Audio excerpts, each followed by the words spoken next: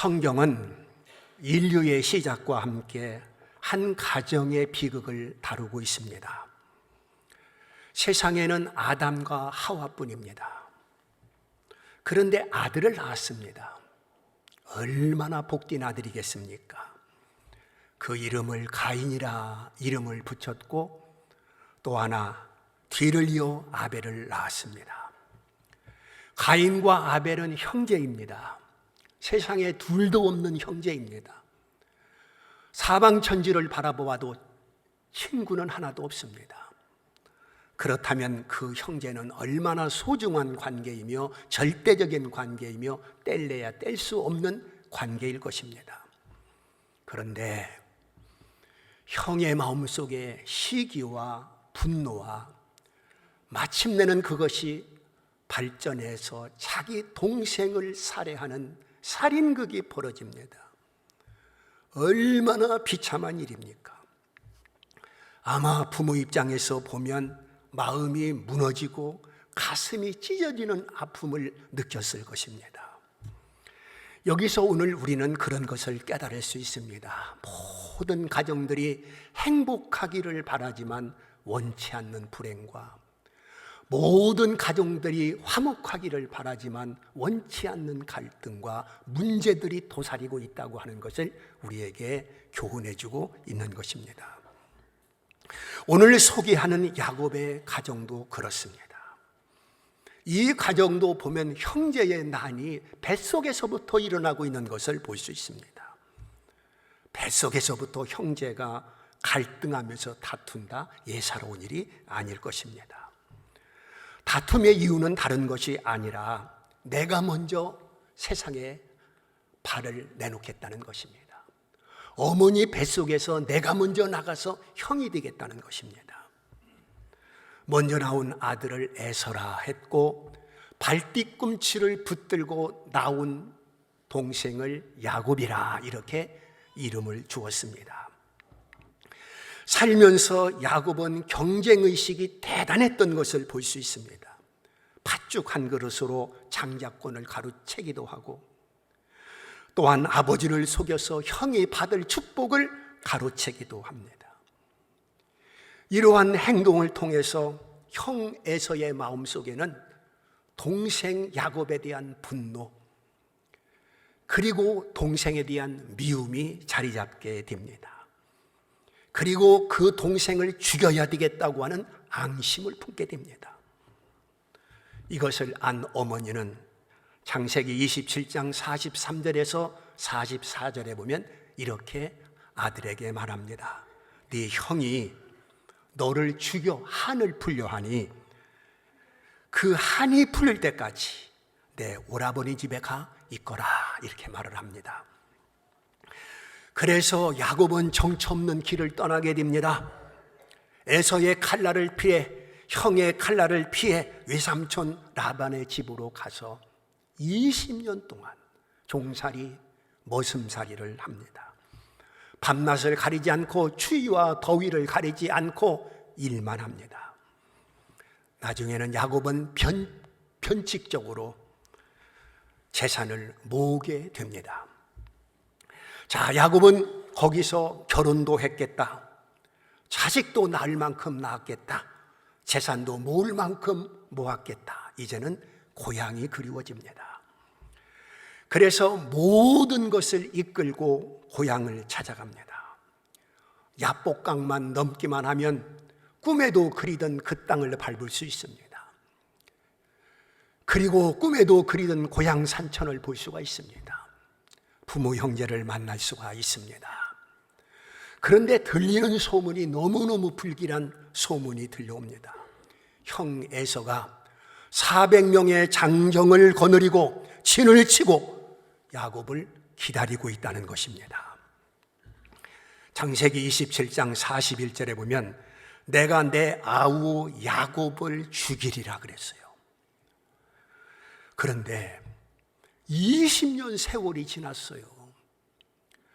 그런데 그 한이, 그 앙심이 아직도 쓰러지지 않고 여전히 그 마음을 가지고 있는 것입니다. 동생이 얼마나 미웠으면 동생에 대한 한이 얼마나 컸으면 동생 하나 죽이는데 400명의 장정을 동원한단 말입니까? 아마도 에서의 마음속에는 내 동생을 갈기 찢어 죽여도 속이 풀리지 않을 것이라고 생각했던 것 같습니다. 참, 사람이라고 하는 것은 한 번 맺힌 것이 있으면 그렇게도 풀기가 힘들고 어렵다는 것을 보여주고 있는 것입니다. 야곱은 창세기 32장 7절에 보면 심히 두려워했노라고 말씀하고 있습니다. 그래서 야곱은 형의 마음을 사기 위해서, 어떻게 하든지 형의 마음을 풀기 위해서 엄청난 예물을 준비합니다. 얼마나 많이 준비하느냐, 성경에 아주 구체적으로 기록되고 있습니다. 양이 몇 마리고, 염소가 몇 마리고, 황소가 몇 마리고, 낙타가 몇 마리고, 암소가 몇 마리고 등등 합해보니까 550마리입니다. 소 한 마리가 얼마입니까? 1,000만 원이 넘습니다. 낙타 한 마리가 얼마입니까? 3억이 넘습니다. 돈으로 환산하다 한다면 천문학적인 숫자입니다. 아주 상상을 초월하는 뇌물을 준비해서 형의 마음을 살려고 했던 것입니다. 창세기 32장 20절에 보게 되면 야곱이 말하기를 이렇게 말합니다. 들어보세요. 내가 내 앞에 보이는 예물로 형의 감정을 푼 후에 대면하면 형이 혹시 나를 받아주리라 함이었더라. 그런데 어림없는 소리였습니다.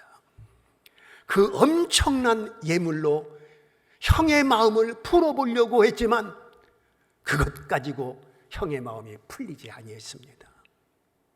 한이 사라지지 아니했습니다. 그래서 동생 야곱은 야복강을 건너지 못하고 주춤거리고 있는 것입니다. 첫째는 24절에 보게 되면 홀로 남은 야곱을 기록하고 있습니다. 여기 홀로 남았다고 하는 것은 의지할 대상이 없다는 말입니다. 고독한 신세가 됐습니다. 처량한 신세가 됐습니다. 그 많은 재산도 4명의 부인도 11명의 아들도 의지의 대상이 될 수 없다는 말입니다. 세상 어디를 봐도 자기의 생명을 지켜줄 사람은 한 사람도 없었습니다. 외롭기도 하고 두렵기도 하고 암담한 상태, 절망적인 상태에 빠져 있는 것입니다. 여러분, 우리가 살다 보면 이런 홀로 심리에 빠질 때가 있습니다.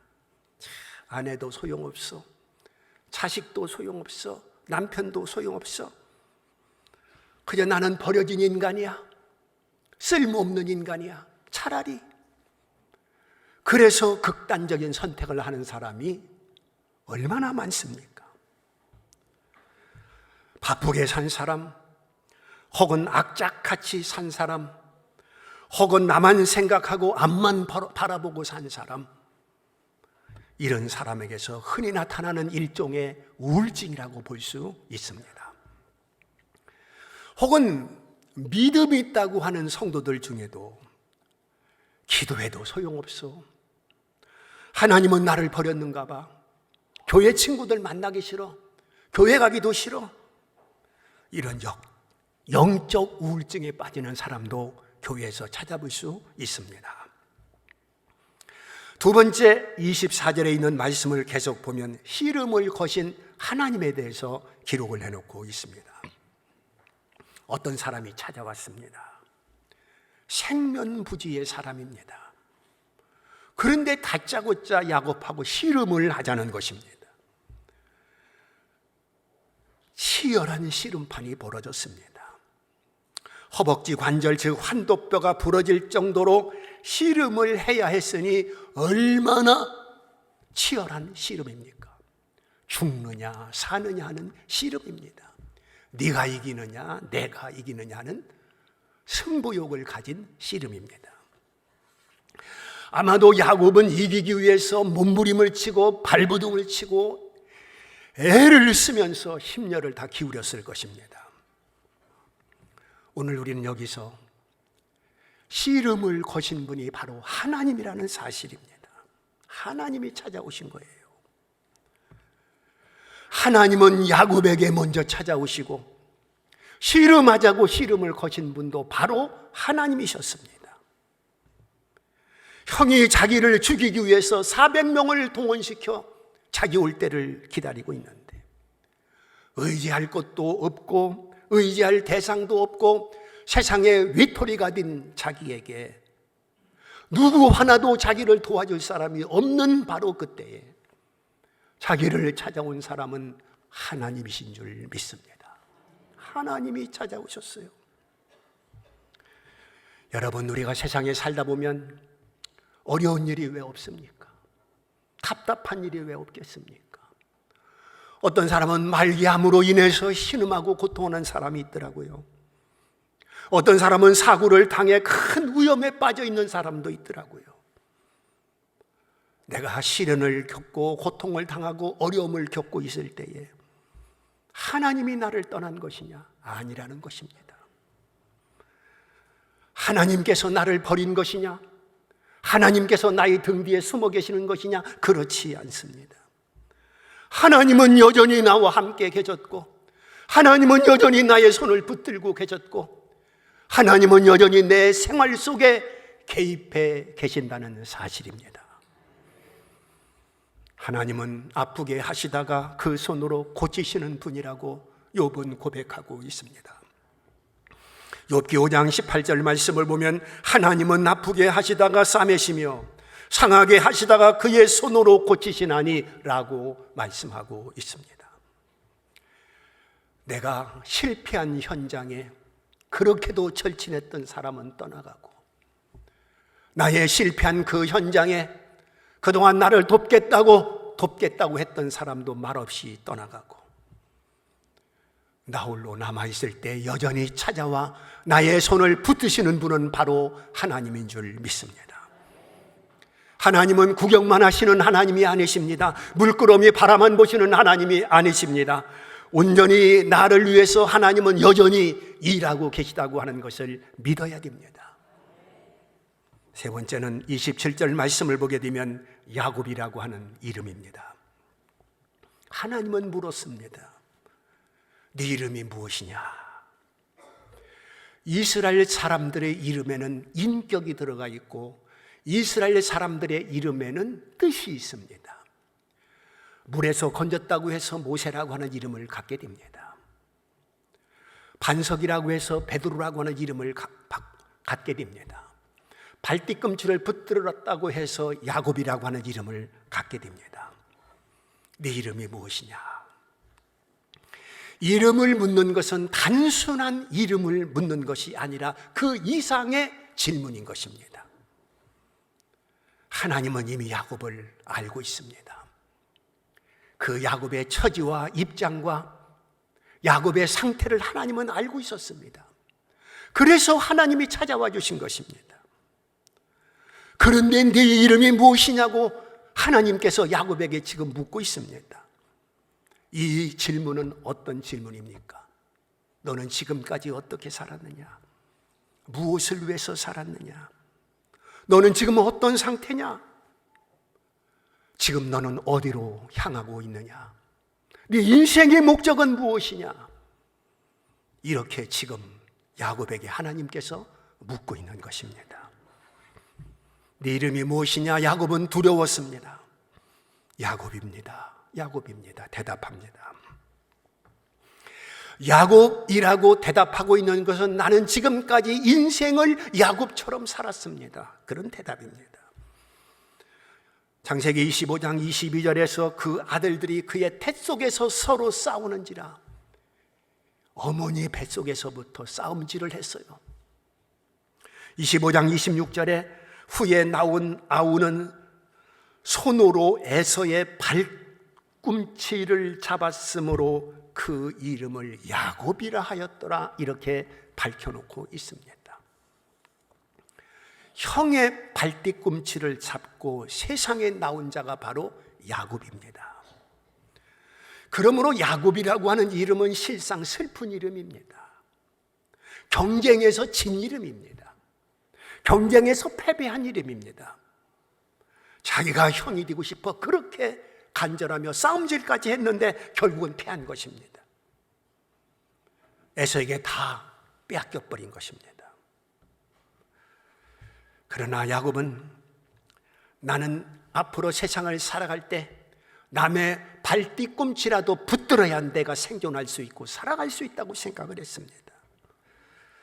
그래서 남의 발목이라도 내가 잡아야 내가 산다고 생각했기 때문에 그는 속이며 살고 또한 속고 사는 그런 인생입니다. 그는 형의 발목을 잡아 팥죽한 그릇으로 장자권을 빼앗기도 하고 아버지의 발목을 잡아 형이 받아야 할 축복을 가로채기도 하고 외삼촌의 발목을 잡아 변칙적으로 재산을 모으는 그런 행위를 서슴지 않고 저지르는 것을 볼 수 있습니다. 네 이름이 무엇이냐? 이렇게 묻는 것은 야곱 인생으로 살았더니 행복하더냐? 남의 발뒤꿈치나 붙들고 산 것이 정말로 즐겁더냐? 보람이 있더냐? 묻고 있는 것입니다. 그 다음 네 번째는 이스라엘인 야곱에 대해서 28절에 기록하고 있습니다. 28절을 보십시오. 내 이름을 다시는 야곱이라 부를 것이 아니요 이스라엘이라 부를 것이니 이는 내가 하나님과 겨루어 이겼음이라. 할렐루야. 하나님과 겨루어 이겼다는 이름이 바로 이스라엘입니다. 바로 남의 발목이나 잡는 야곱 인생에서 하나님을 이기고 사람을 이기는 이스라엘로 변화가 된 것입니다. 참으로 이스라엘은 위대한 이름입니다.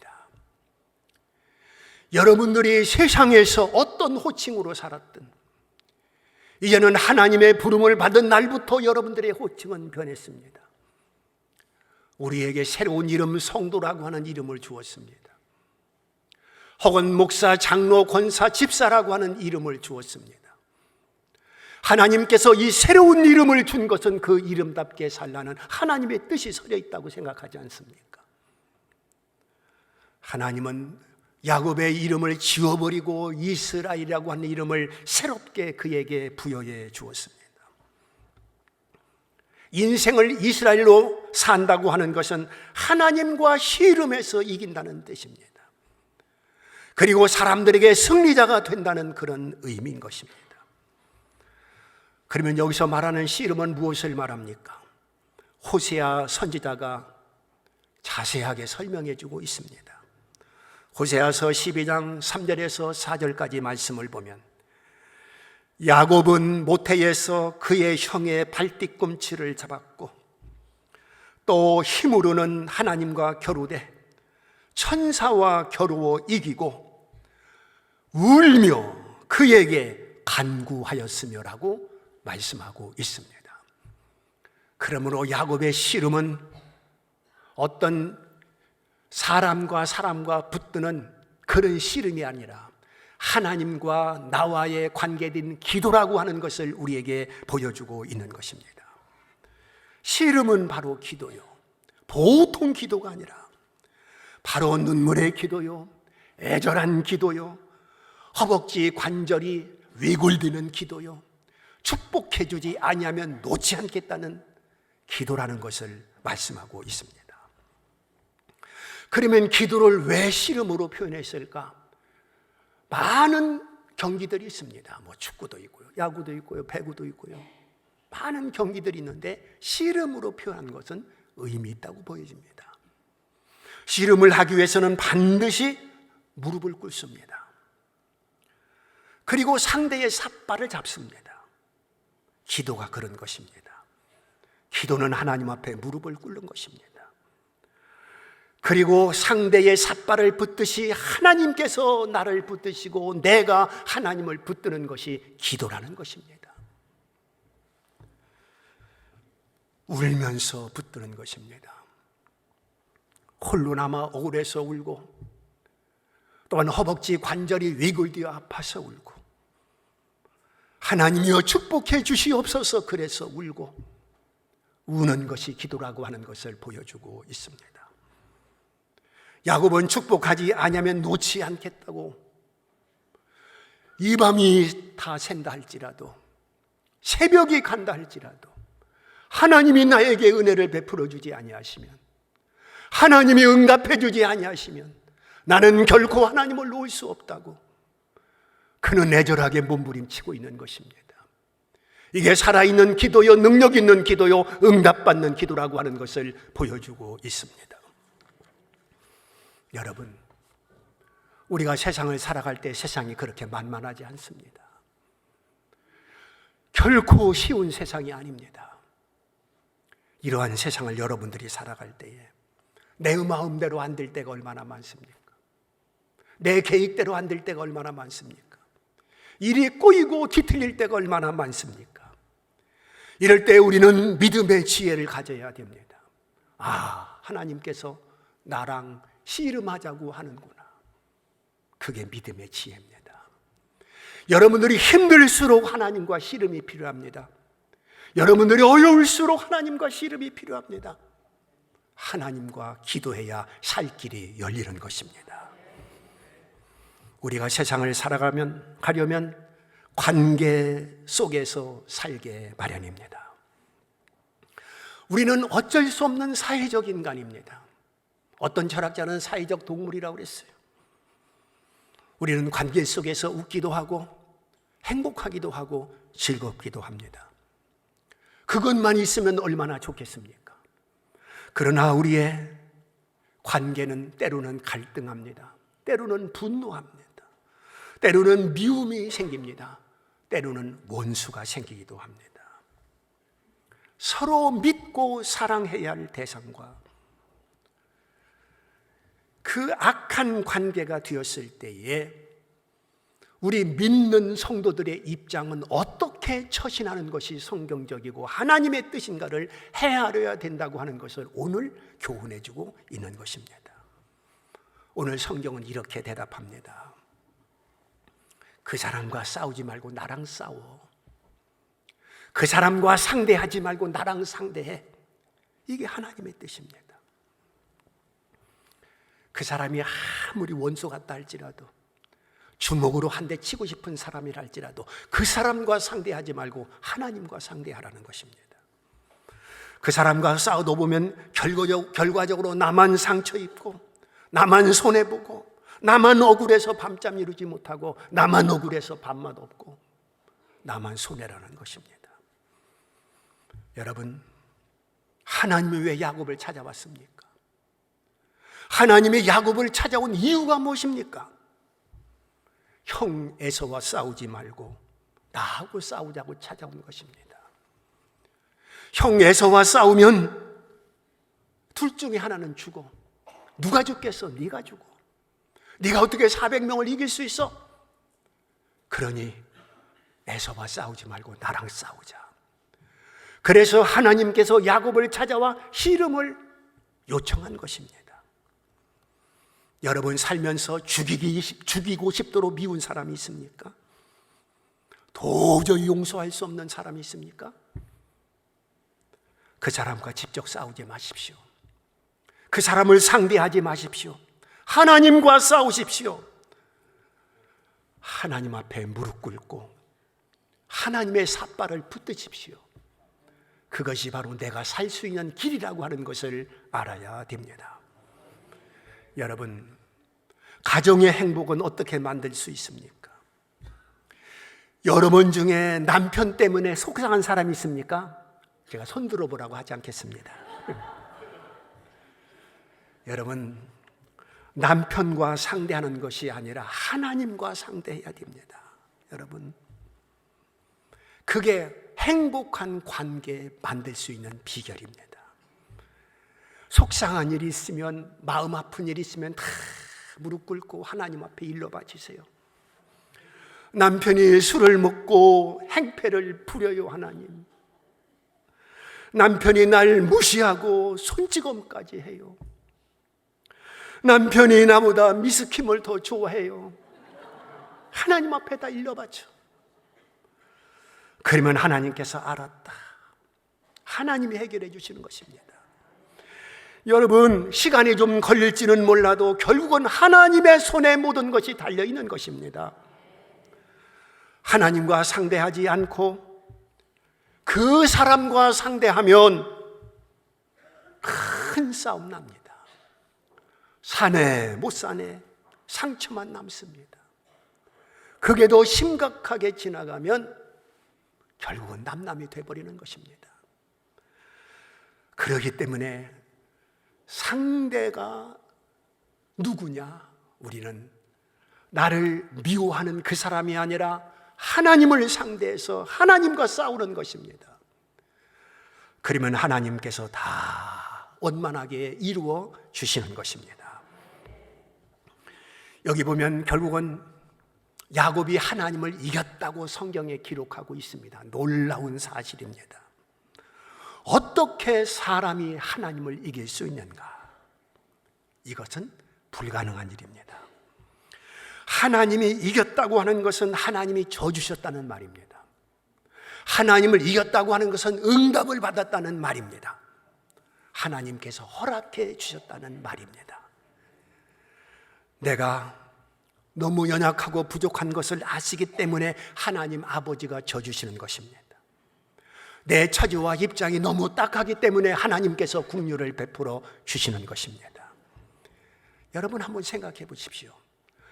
5살 배기 손자하고 할아버지하고 팔씨름하면 누가 이기겠습니까?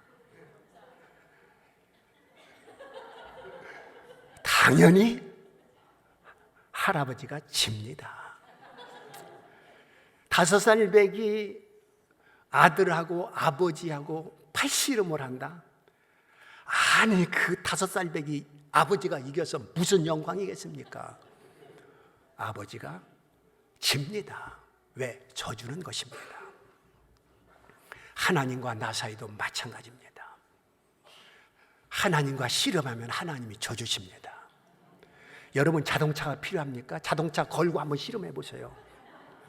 여러분 집이 필요합니까? 집 한 채 걸고 하나님 앞에 씨름해 보세요. 하나님이 그거 뺏어가겠습니까? 우리에게 줍니다.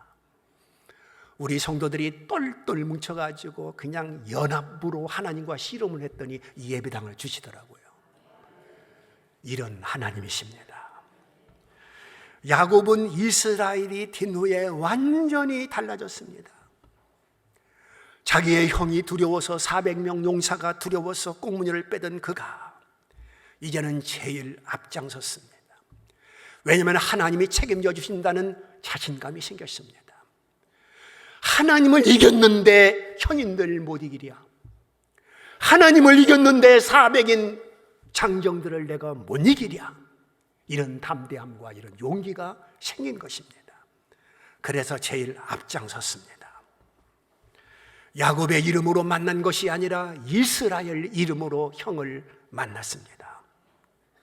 여러분, 동생을 해하기 위해서 400명의 장정까지 동원시켰다고 한다면 그 동생을 철저인지 원수로 생각한 것입니다.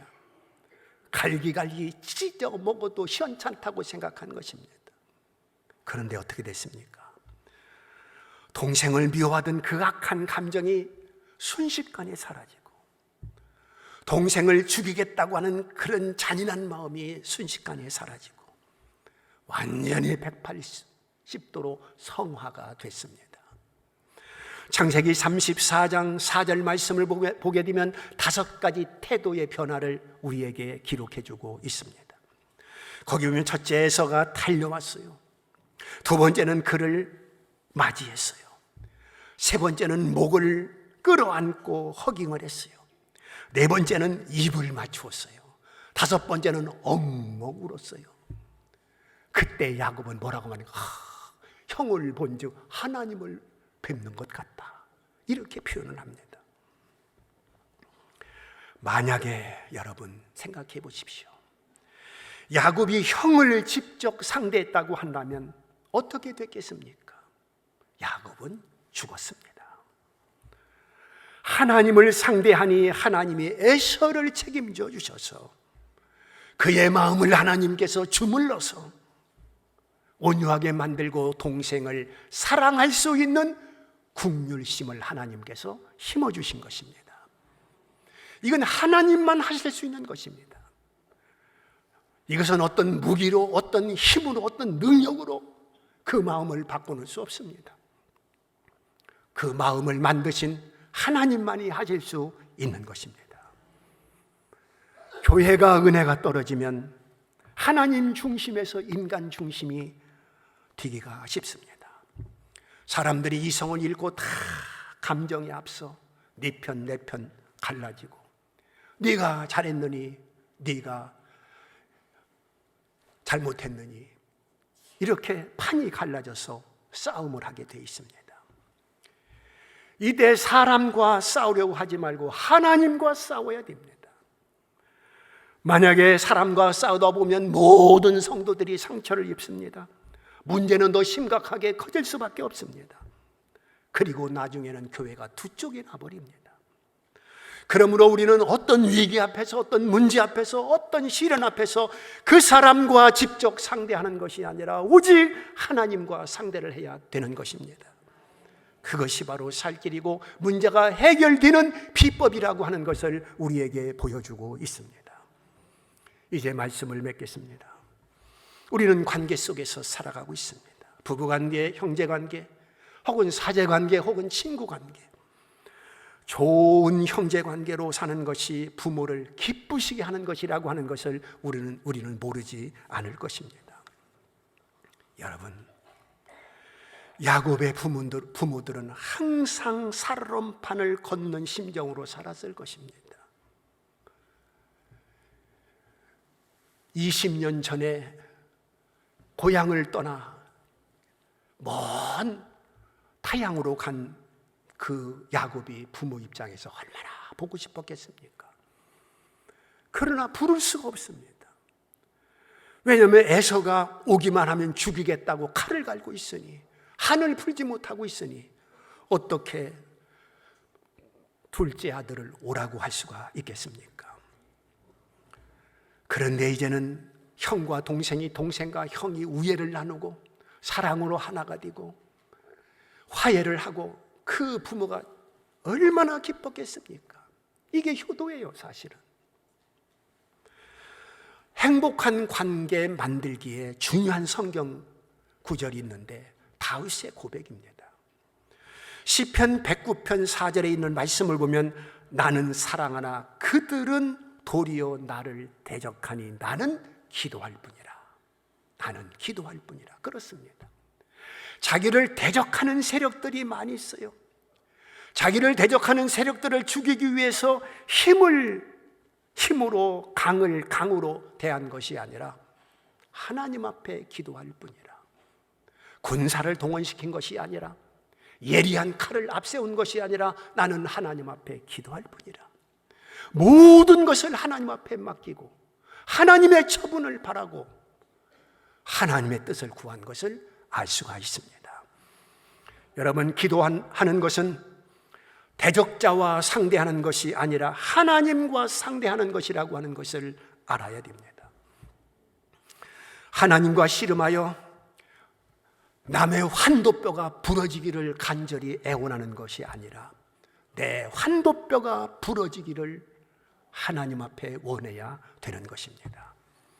여러분, 지금 에서와 야곱은 원수지간입니다. 에서와 야곱을 죽이려고 합니다. 그러면 야곱이 하나님 앞에 기도할 때에 하나님, 에서의 환도뼈를 분질러 주시옵소서.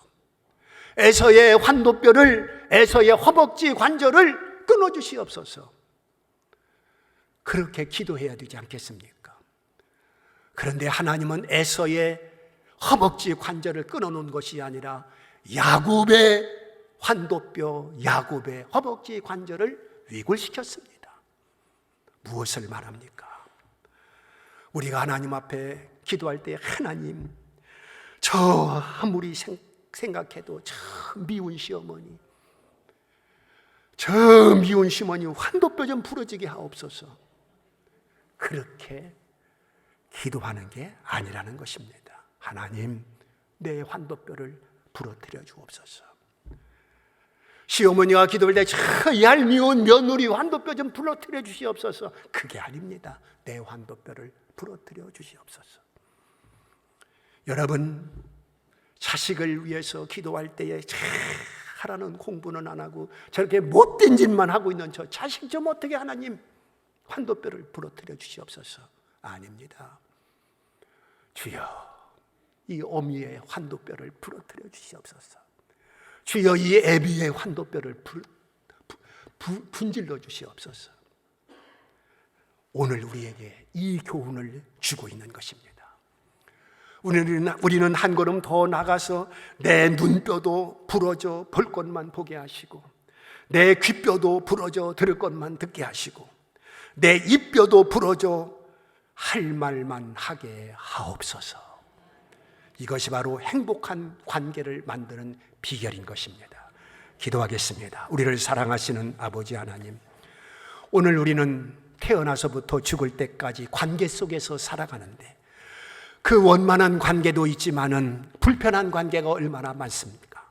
그렇다고 해서 그를 상대하여 대적하는 것이 아니라 하나님과 상대하여 씨름할 수 있는 저희들이 되면 하나님께서 모든 것을 처리해 주시고 하나님께서 원만하게 해결해 주심을 알게 하옵소서. 믿사옵고 예수님 이름으로 기도드리옵나이다. 아멘.